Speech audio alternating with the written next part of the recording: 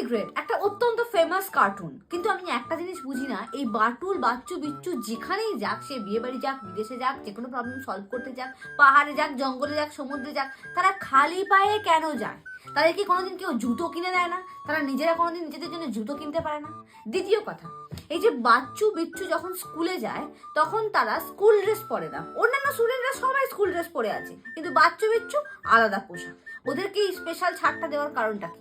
তারপর ওই যে আছে এক নিতাইদা, সে যে স্যান্ডো গেঞ্জি পরে রান্না করে, সেই স্যান্ডো গেঞ্জি পরেই বিয়ে বাড়ি চলে যায়, সেই স্যান্ডো গেঞ্জি পরেই বাজারে চলে যায়। সর্বত্র নিতাইদার ওই ফেমাস স্যান্ডো গেঞ্জি একই রকম, একইভাবে বহাল তবিয়তে রয়েছে। বাটুল বাচ্চু বিচ্চু যে জায়গায় থাকে সেখানে ঠান্ডা পড়ে না। কেন বলুন তো? কারণ তাদেরকে কোনো সোয়েটার পরতে আপনি দেখবেন না।